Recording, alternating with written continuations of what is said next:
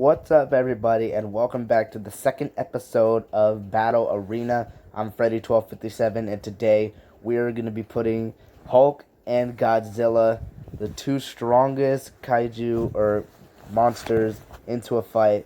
So, without further ado, let's introduce Battle Arena. Second round of fighters. Millions of years ago, since the prehistoric ages, lived an innocent creature that lay dormant in the depths of the ocean. Fast forward to the late 20th century, numerous hydrogen bombs were fired and tested within the Pacific. This led to the mutation and the awakening of the king of monsters himself, Godzilla. Godzilla became the living embodiment of a nuclear nightmare. Speaking of nightmares, Dr. Bruce Banner feels like he constantly lives in one. This is due to the fact that he shares a body with an angry beast. Ironically, though, Bruce is one of the calmest people you can ever come across. As a scientist, he knows plenty about biochemistry and how chemical imbalances in the brain works. He spends time working on his anger management and has nearly mastered the art of controlling his emotions. Keep in mind I said nearly. Thanks to a freak accident with gamma radiation, if you're dumb enough to piss him off, you will be sorry, or dead. Unless you have a mother named Rebecca. Oh wait, that only works for Marthas. Never mind. Getting back on track, it's not like either Hulk or Godzilla enjoys being angry. In all honesty, they would much rather be left alone. The sad thing is, though, sometimes in order to get the human race to leave Godzilla alone, he'd instinctively invade many cities. Wherever he walked, he took on entire armies, monsters, and weaponry. This gave him the coin nickname, King of Monsters. Now, Godzilla is not a bad guy. He only does this out of self-defense and protection.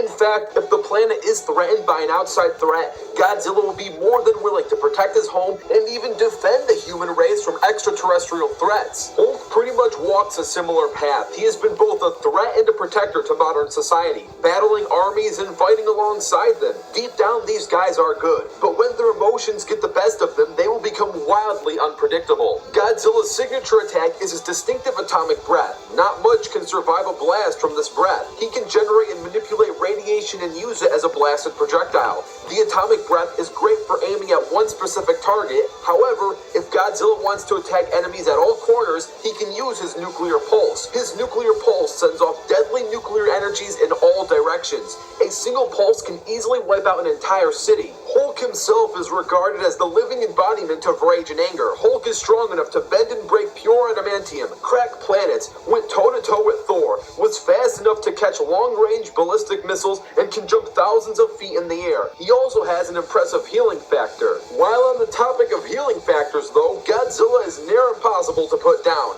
Godzilla has special G cells and a really impressive healing factor himself. If Godzilla is sliced or blown to bits, he can come back from a single cell and regenerate. And breaking him down to begin with is no easy task. This dude can easily survive black holes. So yeah, we get it. Both of these characters seem unbeatable, and while for most opponents this holds true, there are situations where both Hulk and Godzilla has lost before, and while it wasn't a permanent defeat, Godzilla was taken out down to a single organ from a weapon known as the Oxygen Destroyer. The micro-oxygen particles and impulse blast rate was powerful enough to destroy pretty much every part of Godzilla's body, minus his heart. The best way to beat Hulk is to play mind games with him. He acts purely out of rage and doesn't think much during his battles. If you can manage to calm him down or trigger inner emotions such as love, empathy, relaxation, sorrow, or even confusion, his power can go down just as fast as it could go up. Now, it is also possible to beat Hulk back into his human form with physical force alone, but this is the hardest way to do it. And then, of course, there are medical antidotes that can do this trick as well. So when it's all said and done, who would you rather piss off?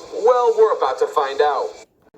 And now let's get ready for the fight. Since we're going to be saving the humankind, we're going to be putting this fight straight into the desert with no prep time and 3D CGI. So now, without further interruptions and without further ado, let the battle begin.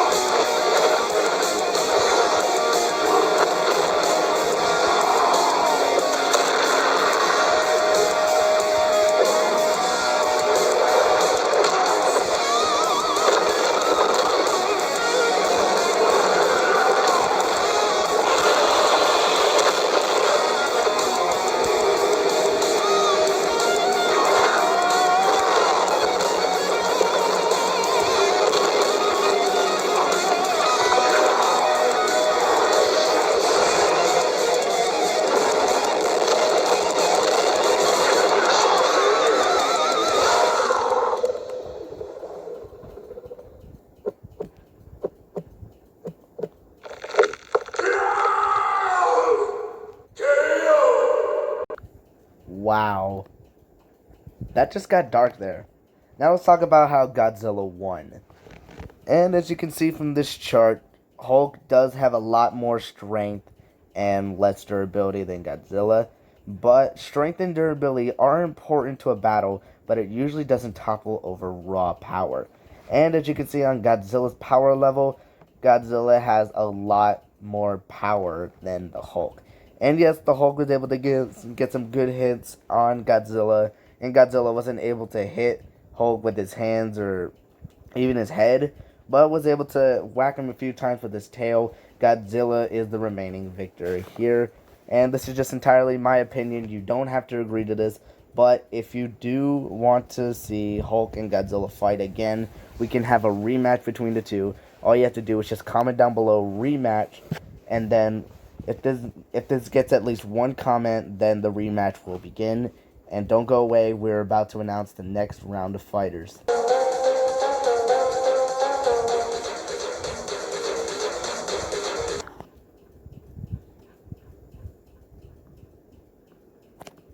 Like a Hellcat.